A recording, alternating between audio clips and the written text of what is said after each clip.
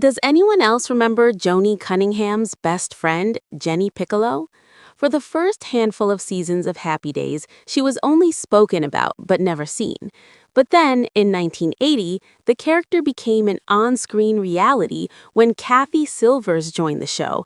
She quickly became a fan favorite, especially during that Joni and Chachi era. But what happened to the actress, now 64, after she left the 50s set TV show behind? Who is Cathy Silvers? Cathy comes from a Hollywood family. Her father was the famous comedian Phil Silvers, best known for his role as Sergeant Bilko. Phil appeared with his daughter on Happy Days in 1981, playing Jenny's father, Roscoe. From everything that I've read, the taping of that particular episode was an absolute delight for both father and daughter, and it turned out to be one of Phil's final on-screen appearances.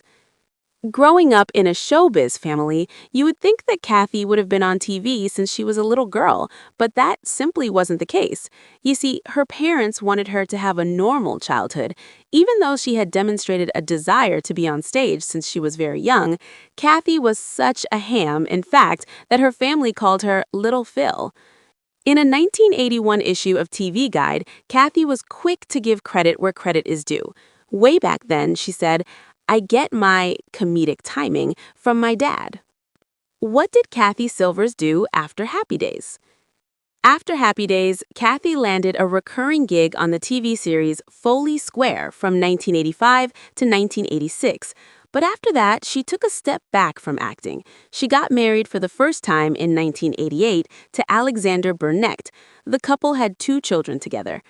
In the 90s, Cathy returned to TV again, co-starring on former SNL cast member Ellen Cleghorn's short-lived TV show in 1995, Cleghorn. She also had a guest role on Wings and a few other shows during this time, and made an appearance in the 1996 film remake of her dad's old TV show, Sergeant Bilko, which starred Steve Martin, Dan Aykroyd, and Chris Rock. She and Alexander Burnett divorced in 1996, and Cathy later married entertainment lawyer David Fulmer in 2001. Together, they had 2 more children and raised a stepchild. Cathy was building a busy and fulfilling family life.